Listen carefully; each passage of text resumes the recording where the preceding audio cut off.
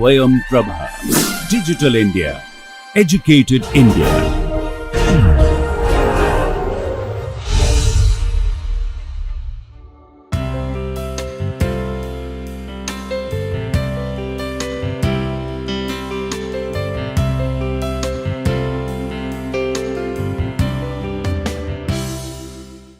Good morning and welcome to the course Introduction to Interaction Design. So, in the last session we saw a case study of one of my students, and we saw how she used a double diamond approach to identify the problem, where the task given was to design a website for tourism of Uttarakhand state.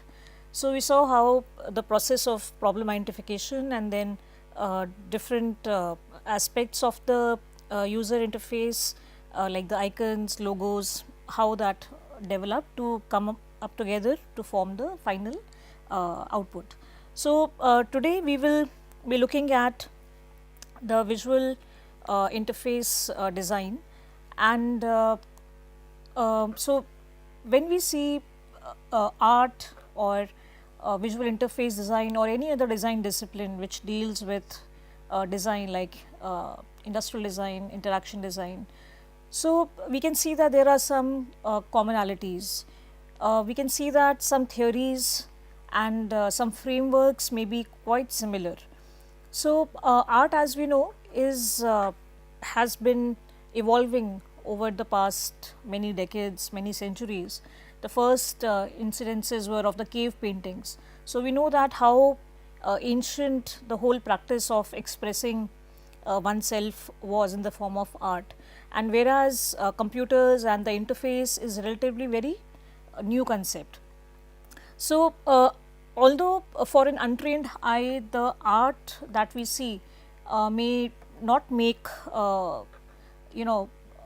sense at times, but there is a certain structure, there is a certain hierarchy and certain use of elements that goes into it.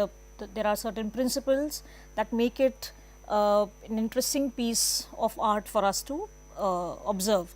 So, whether it is Da Vinci's work or Dali or Van Gogh, so we will see that there is a system in the way they have put the elements together, the way the colors have been selected.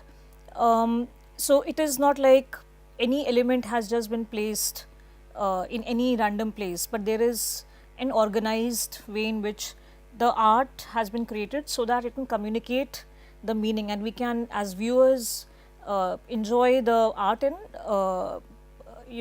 identify or perceive it the way we may, because everybody may perceive them differently.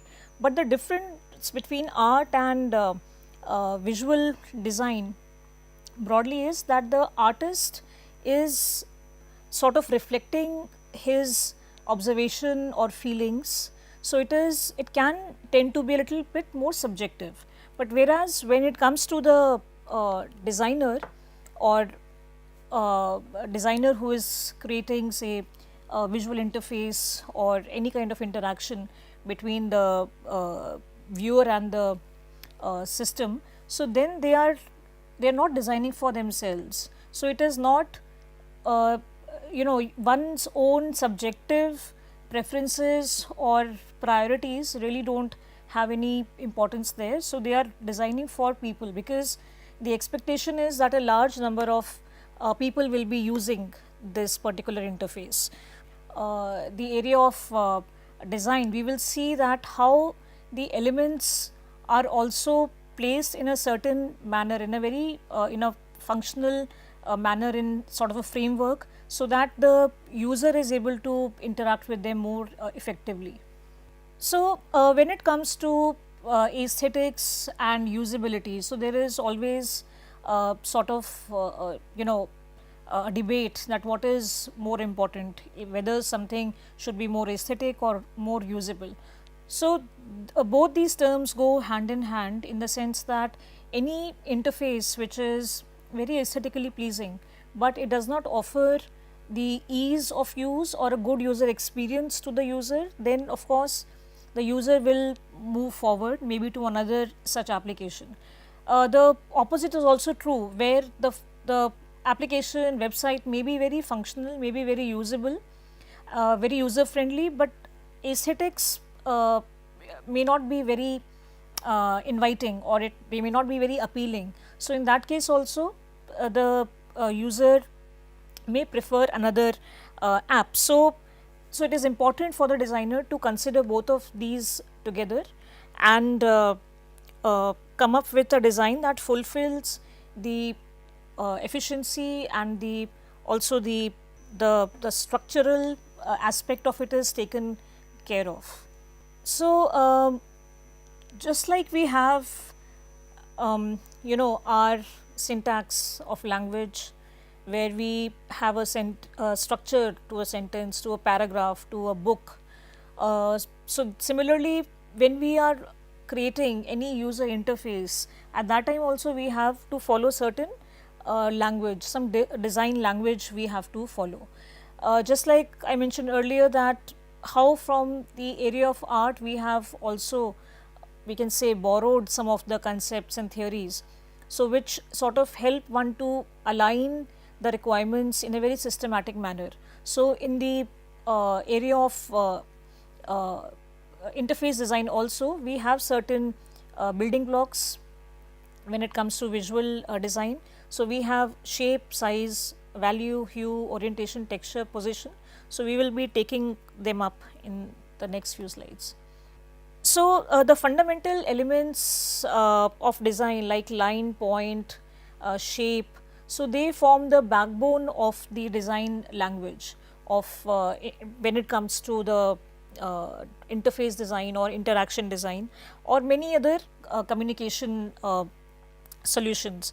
So when we use shape with, say, in conjunction with color, so then the shape may reveal meaning and it makes the composition more appealing to the audience. So here we can see a poster on the left side where the combination of color and shape, so dots have been used, alternating blue and pink dots have been used, and then this creates an eye catching pattern, so which draws the eye towards the pink figure that is here and then towards the text.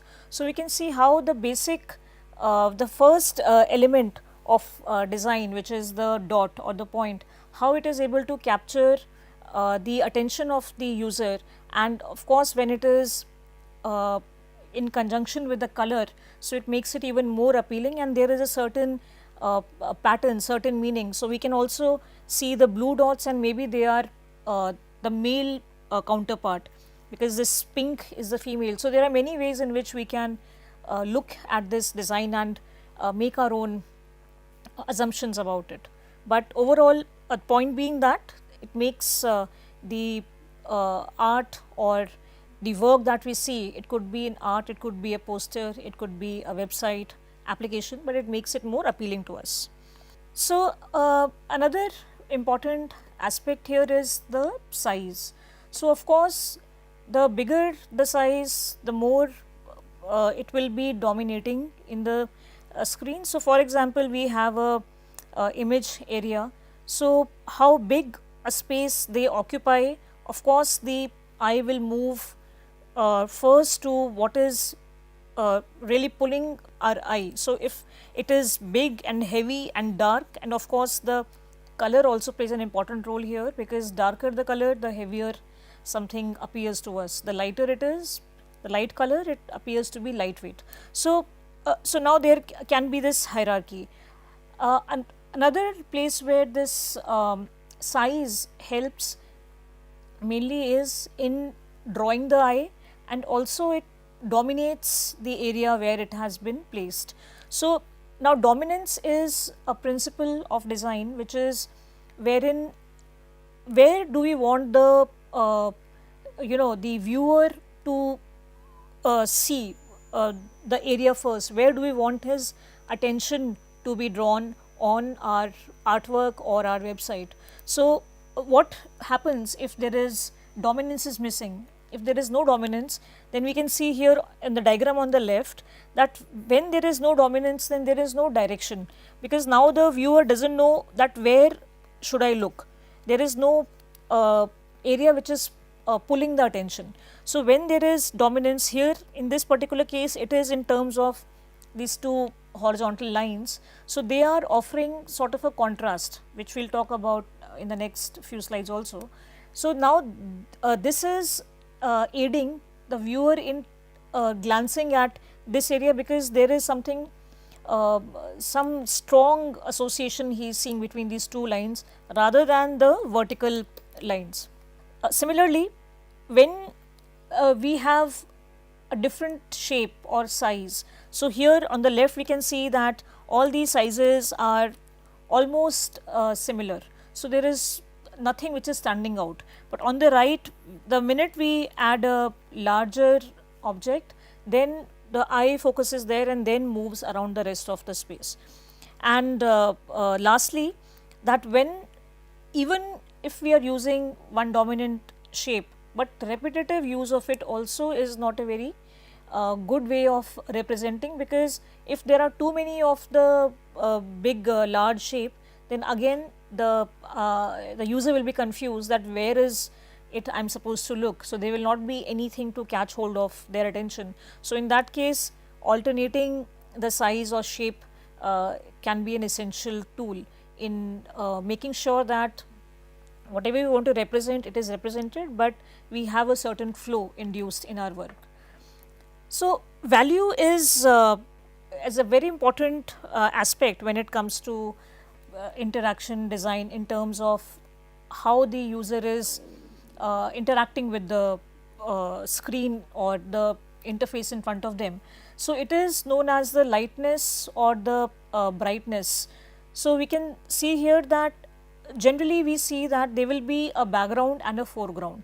Even when it comes to our website or application, so we have a background and a foreground. So foreground is something that is in the front, and background is what we perceive to be at the back, and background is generally larger. So if the foreground image, for example, is light in color and we have a light background, so the visibility will be very poor. Just like, you know, when something is very dark, there is a dark background and dark object on it, so it's very difficult to make out the details. So it is important that there is a certain level of contrast that we bring about in the elements that is on our interface in front of us. So now this work here is by Albers. It's Albers Color Studies. Albers was a student of Itten, who was a master in Bauhaus in early 1900s, and you can see that on the left, these two green small squares, so they may be appearing to you as one is darker, one is lighter, but in reality both these small green squares are of the same exact hue and intensity. So you can take maybe a snapshot and put it together and see, but the reason why they are appearing different is because of the color they are being placed next to. So it is not just the only the choice of color that, you know, contrast has to be there, but also how it will behave when it is kept next to the other colors. So how the background is on the left and what is the background on the right, so that is making a lot of difference in how we are perceiving this green color. So Albers did a lot of work in understanding color, and he also conducted a study wherein you know, asked the students that come back with the color red. So on the right we can see that how many different color variations are there, because everybody is thinking of a different red. So if I ask you to maybe pick a color blue, it will be probably ranging from sky blue to maybe a very deep blue, because for everybody the mental image that we get when I say blue, red, yellow, so it may have those variations. So it is a very subjective quality of color, and it also makes it very, the preference also is very dependent on this subjective quality. Here also in the bottom, these three squares, we can see that how when we change the background, although when the color remains the same, so this color is same as this and this, but the minute it becomes the background, it starts looking or appearing like something else, and when it is in the foreground, where the light gray is the background and where black is the background, if you compare these two here, so this gray appears very different. So which color will go in the foreground, which in the background, so that understanding for designers is really important.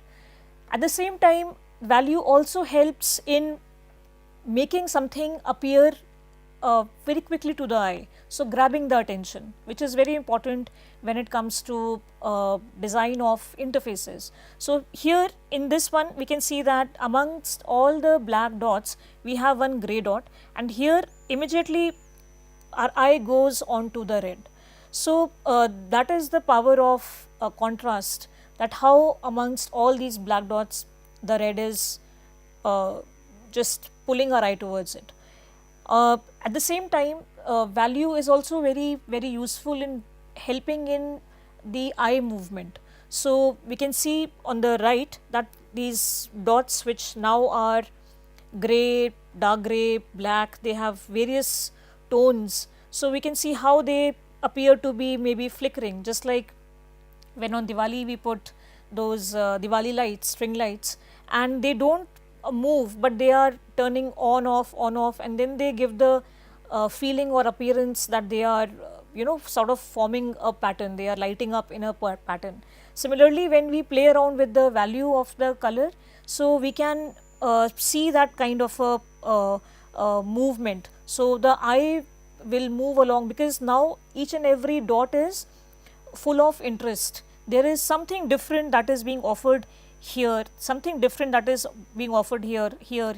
It is not the same monotonous black dot. So that is another use for the value. So in this work here we can see that it's the same work, but how the contrasting gray that has been used here, how the overall look and feel of the work has completely changed. So a lot of iterations in this area will help the designer come up with the best possible option. So now next element is hue, which is also known as color. So hue is the purest form of the pigment that is there. Now here we can see in the color wheel that there are several of these colors available here. Now this color, when we see here, for example, this is the purest form of the color, which means that it has not been adulterated with any other color. There is no shade of gray in this. So like we saw earlier at how gray is making a difference in the visual art that we see, but here in the purest hue, it is purely devoid of any kind of adulterant. Similarly in this green. Now this particular ring, this ring here is that which is known as the tint.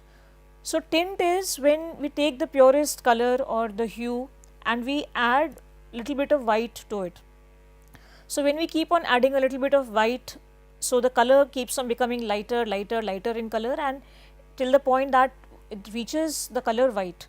Similarly, the opposite of it is the tone. This is the tone, this is the tint, tone or the shade. So in the shade, what happens is that when we add a little bit of black to the pure hue, so it becomes a little duller, and then we keep on adding black to it, it keeps on changing its outlook from a bright yellow, now it is becoming darker and darker till the point it reaches black. So this is the whole range of tints and shades. Now this is the Itten's color wheel, and Itten was the mentor of Albers that we saw earlier, and Itten is considered to be a master in the area of colors, an expert in the area of colors, and he also taught at Bauhaus. So Itten's sort of mentioned that there are many combinations, there are many such colors that when they are put together they form a certain sort of sense, and which the designers or artists they prefer them. But he also was one of the first people to mention that how the personal preferences or the subjectivity of the color is important, and so as the context. Because if we see the context of, say, the color red, now in some cultures the red color is considered to be very auspicious, very lucky, and people wear red in weddings. But in some other cultures it stands for danger or dangerous. So we associate the color red with several of these meanings. Similarly, the color white, in some cultures people wear wedding gowns of white color, but in other cultures people wear white when there is some inauspicious activity that has happened. So we can see that how the designer has to be very mindful that what is the context in which he is designing, who is the audience, and how do they perceive certain colors from the lens of their particular culture. Now this is an artwork, and we can see that how this has such rich hues. It has a lot of colors put together, but still it does not seem very busy. So what is, how has that balance been created? Maybe it is the addition of white, because of which it appears to sort of balance it out. So we can still use a number of colors, but one has to be very careful that are we overdoing it, or when do we stop adding too many colors. Now in an interface, because we want the user to focus, and for this the color is a very strong feature, because it takes us 1/20th of a second to form an opinion. That is how quickly the color can sort of influence our preferences. So for the designer to use it in order to grab their attention, so they have to know that which color and how much. If we use too much, if we use too many colors, so again the purpose may get defeated. So that understanding that balance is really important when it comes to the use of colors in the interfaces. Now this is another interesting poster, and here we can see that how the color has sort of helped create that movement. So we can actually feel that the body is jerking along the jazz music probably. So how these bits and pieces that are flying, how they are sort of aiding in the movement of this person. So color can be a very strong tool for the designer. And how you can see the color palette, maybe you can go back to the color wheel and see that which color palette has been used here. Another maybe a very good approach to use color is to, in case someone is starting out or they are unsure that what dominant color can be there in the color palette. So we have discussed earlier the mood board and slightly the color palette also. So to decide a color palette, there are many ways. There are also many softwares available online these days which help one choose the colors and put them together to see how they will appear. So one can choose, say, a dominant color. Here this is a dominant color, subdominant or subordinate, and the accent color. So this is the proportion in which this whole scheme will be used. So dominant will be used in the majority of the surface or majority of the space, then the subordinate lesser, and accent only in some important places. So these are two examples of how the color schemes can be selected, and pink can be used as an accent for just grabbing the attention. So it will all depend on the purpose of the website. For example, what is the purpose of it? Is it for yoga? Is it for adventure sports? So depending on that, the color scheme, the dominant, subordinate, and the accent will change. So on the left here is an example from a book where maybe you can identify that what are the dominant, subdominant, and subordinate colors that have been used here. So we can see that orange is the dominant color. We can see it here in the text, we can see it here in this large equation, and then we have yellow, and then we have the black. So how the and white, and how the designer has judiciously used these colors, and they are not overpowering, and they are just, just helping in catch the attention. So, for example, this yellow squares, so they are not in the text, but they are framing the image in such a way that the viewer is looking at the image. So, they are catching the detail of the photo, which is here black and white, but still the yellow squares help us focus on the image. So, maybe we can also try to maybe you all can try to find out that what is the dominant, subdominant and the accent color in this particular image. So, the orientation is basically how are we orienting our say even our interface or the elements of the interface. Now, one of the initial elements of design when we begin is the image area or the picture plane.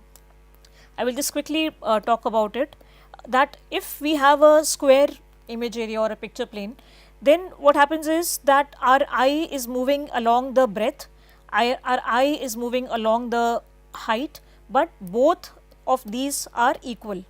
The length and the breadth of a square is equal. So, there is no direction really for the eye to go into. But when we have a rectangular image area picture plane, then we have a length and then we have a width. So, this is not equal, they both are not equal to each other. So, in this case the eye gets a direction to move. So, if it is placed say in landscape position, then the eye will move along the horizontal line. If it is placed in the portrait or vertical format, then the eye will move top to bottom. And if you notice the interfaces that are around us, they will usually be rectangular. So, you will rarely see a square interface. There may be, but generally, I mean, you can reflect back and see that what does a phone look like, what does the computer screen or tablet look like. So, also when we are placing the elements now onto this particular image area, so again we can go back to our elements of design, wherein the lines, that how the lines signify certain movements. So, when we have horizontal lines, or the line can also mean that anything that is placed horizontally. So, it is more stable, it is more balanced as opposed to something that is, so this is more stable. If we have something which is standing vertically, this is upright in attention position, and when we have something diagonal, so that shows the movement. So, just like we have these ice skaters, so when they are skating, so their body is in the diagonal position, so we feel that they might just topple over, but they do not, but that thrill is there, that they might fall. So, that uncertainty is there, which keeps the person hooked to the whole event. So, similarly, how are we planning to orient our work? So, are we using the diagonal line, or are we using vertical columns, are we using breaking it up? So, we will also see this a little bit more later when we talk about the grids or the layout. So, texture is something smooth, rough. So, texture helps us see that, it helps us understand or get a feel of it, because we are not able to touch it in 3 dimension, we are looking at it in 2D, but the information that we are getting when there is some sort of a texture, we get the 3 dimensional feel of it. And although the texture takes a number of pixels, but still texture also communicates a lot to the user. So, when we are using any, for example, say a tangible product, so for example, this pen itself, that where the button is, so here there is some texture is different. So, I know, so it is telling there is a affordance in this product which is telling me that this needs to be pressed, or the grip, I need to grip it in a certain manner to get which is rubberized here. So, similarly, when we are in the zone of the interface, there also the buttons, if they are for example textured or they have some kind of lines on them. So we know that we have to sort of drag them or pull them. And when they are like, say they have beveled edges or they have some drop shadows, then that means that these buttons probably need to be clicked. So the appearance also tells us that how this particular product needs to be interacted with. So position is the arrangement and placement of the elements within the layout or the composition.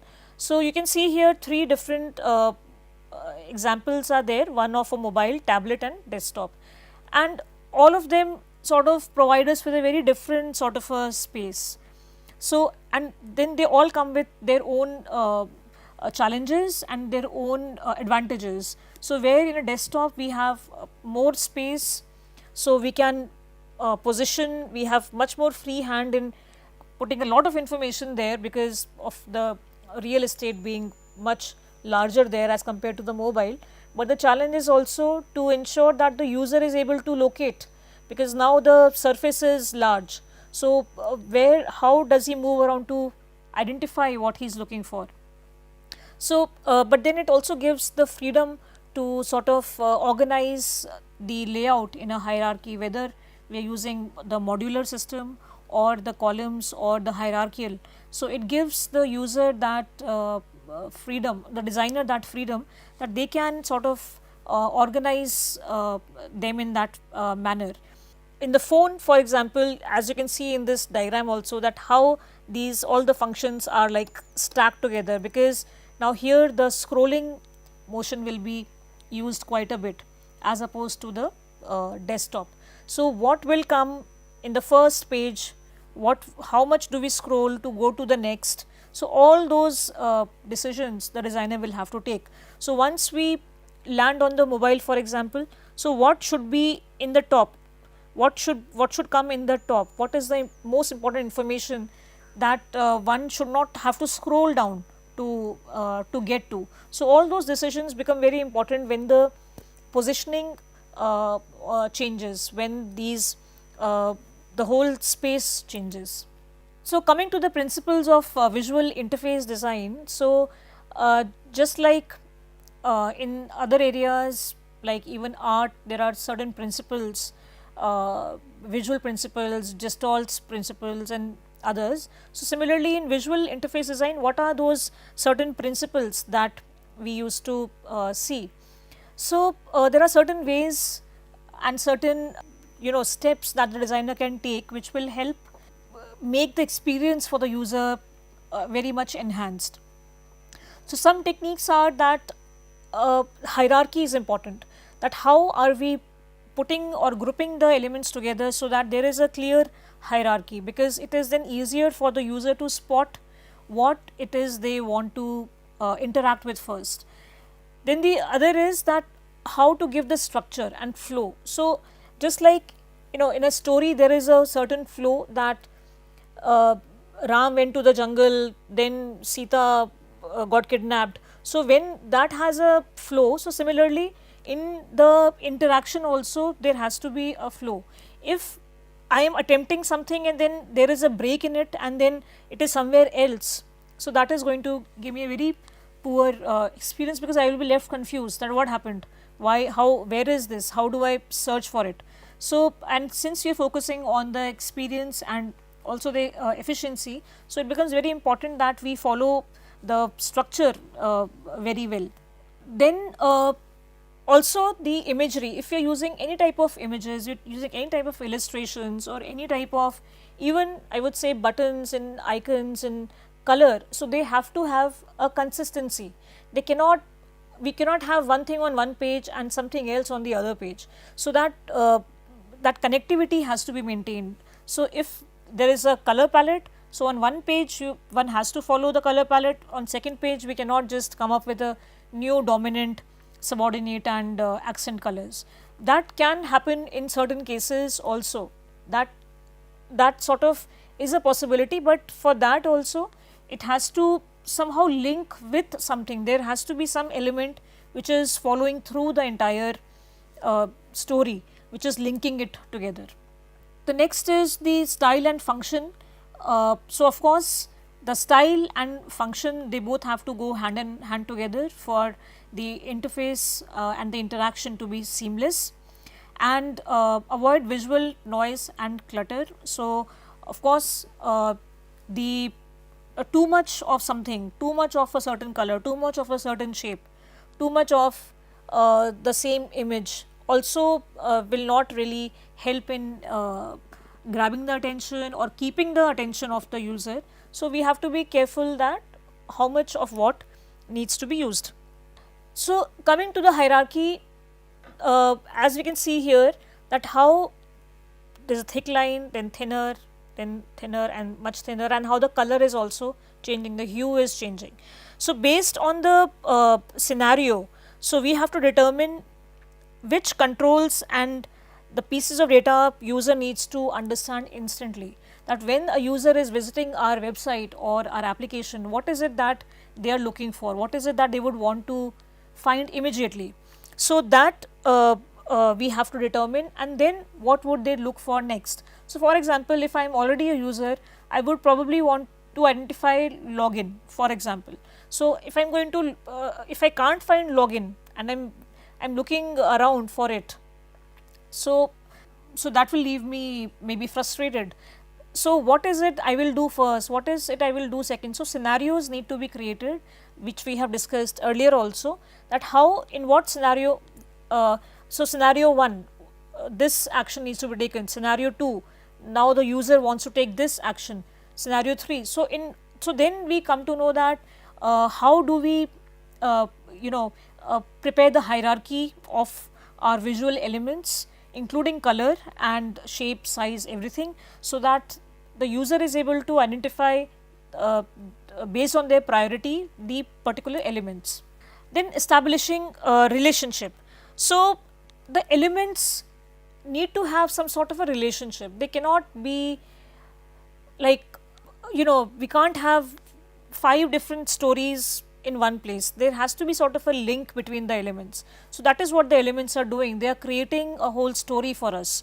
So we cannot have 5-10 different things happening where there is no connection between them. So the elements have to be connected, a relationship needs to be formed, and that will help in the visual hierarchy, it will help in the consistency, in the usability factor of the application or website, and the visual balance will also be maintained, as well as the clarity for the user.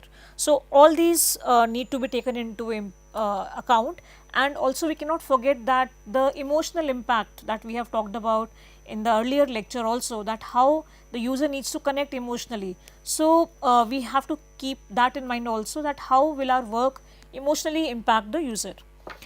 Now alignment and a grid is probably one of the most important things to begin with.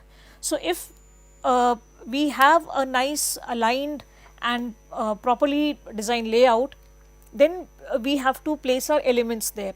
So we cannot think of the layout at the end of the whole process, because then we will be left with some sort of a confusion.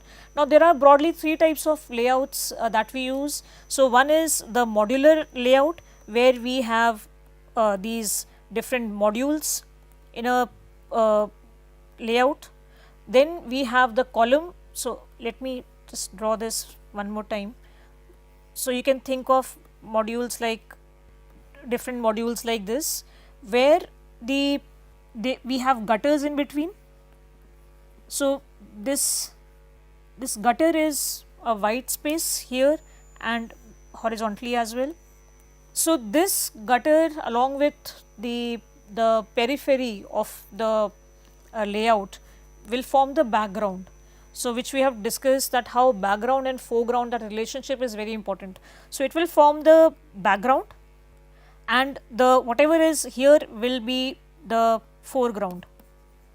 Okay, so now in the modular, as we know, the modules that modules can just click the same module, like stackable chairs, for example, one chair on top of the other. Similarly, in these modules we can take these individual modules and put some information here, or we can also combine these modules. So we can take 2 of them together, or we can take 3 of them vertically, but this needs to be sort of thought out before, and we cannot like change this when we go to the next page. So because the viewer will expect something, like for example, if I have kept, say I have kept my button here, some important button is here, so the user will expect that when they scroll down, they will find another important meaningful button in the same place. So if it is not there, then they will be left confused. So we have to ensure that this grid that we are using, this layout we are using, is sort of consistent. The other is the column layout, where we have columns, the information is in the columns vertically, and it can also be laid out horizontally. So the information is displayed horizontally or vertically, that is another way to do it. And the third is the hierarchical, where we sort of make a hierarchy of elements of the spaces, and that the more important information will come here, then we will have some image here, maybe some larger image here, some text here, some more text here. So depending on our what we are designing for, so the layout can be chosen, but it should be considered that we should not mix too many layouts, because that is just going to break the readability of our work. So from one to the other, when the grids change, the user will be left confused. Now symmetrical and asymmetrical balance. So like for example, if you have seen the Taj Mahal, so Taj Mahal is a symmetrical structure. So you see it from the entrance, we can draw a line through the middle of it, both the parts will be same. There are many other such symmetrical structures, buildings, even in paintings we see some sort of symmetry at times. So and layout also, like here on the left we can see that this is a symmetrical layout. Now symmetrical layout is a good way to sort of portray our work, nothing wrong with that. But in the symmetrical balance, where if we draw a line like here, we have both sides are exactly the same, then what happens is that it can lead to some monotony, can lead to the layout not being very excited. So there is no dominant element that is pulling our attention. But when we have an asymmetrical balance, which means that it still needs to be balanced somewhat, it cannot, whether it is with the shape, with color, with text, with any other element, but it is balanced. So here we can see that how they are balancing each other diagonally, and there may be some text here maybe.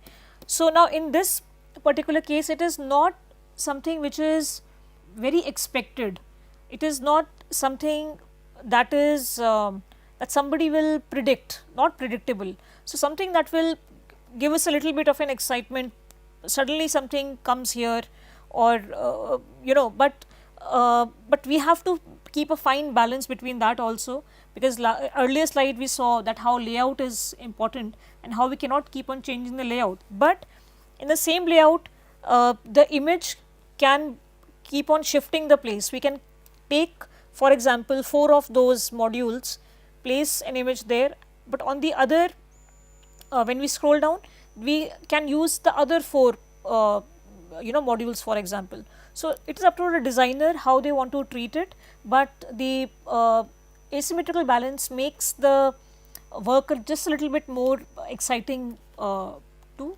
see, because it becomes less predictable. So here we can see 2 examples, 2 websites. So on the left we can see how the information is symmetrically placed. If we draw a line, we will cut across equally both sides. So it is probably, it is for some very calm activity. on the right we can see a yoga studio, but it appears to be a very dynamic yoga studio, because the image that is here, and I discussed the skaters earlier, that how this body is in a position where it may topple over.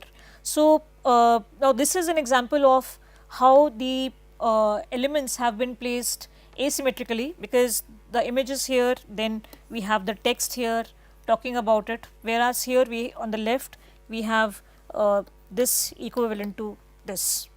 Now, all through our the website, whether it is website or whatever interaction it is. So, one has to think that how is the user going to approach our work, how are they going to read our work, how are they going to move around in our work. Like I said earlier, that the Sita cannot be kidnapped before the Ram even goes to the forest. So, we cannot make the user find something at the bottom and then come up and continue working. So, so what is the logical sequence? How will the information be displayed? What kind of steps the user will need to take, and how will he move about these steps? So, all of this needs to be considered. So, now this is a study which was done by the Norman group, and one technique which is used by a lot of web developers is of eye tracking, but how is the user actually looking at their website. So, it gives us very valuable insights that what is the way in which the human eye starts looking at the text, or starts reading or takes the information of the website in. So, it is also dependent on the culture, because in some cultures, in some areas of the world, we read left to right, but in some areas people read right to left.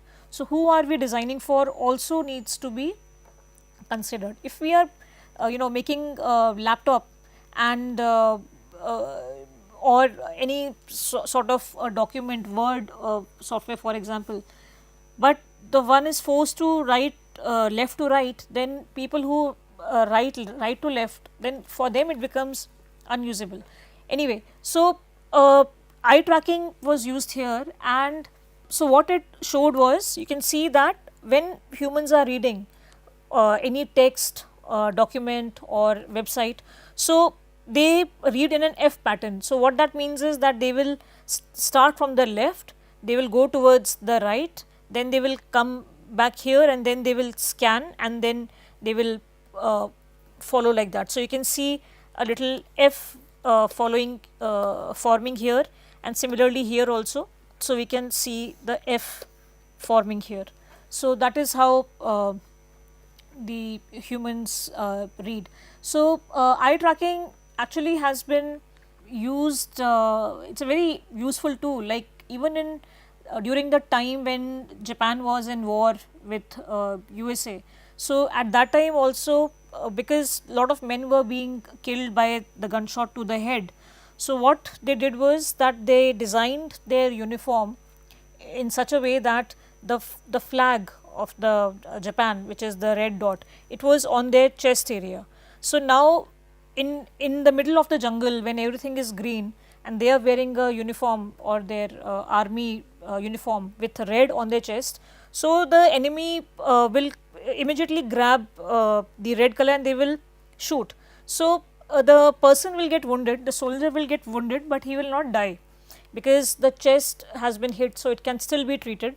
But if the bullet goes to the head, so the survival chances are almost next to 0. So, that is how we have evolved, and we have tried to understand that what and how the user or the viewer perceives things, or what catches their attention, and how can we grab their attention, how can from instead of this, how can we make them see this. So, the same information can be applied here with the help of eye tracking and others, some systems. We can efficiently see that if this is the pattern the user is using to read, then maybe we should place this important information in this segment, and the secondary information here, and tertiary information in the place where they will look next. So, With this, we will stop here today, and in the next lecture, we will talk about some elements of user interface. So, I will see you in the next session. Thanks.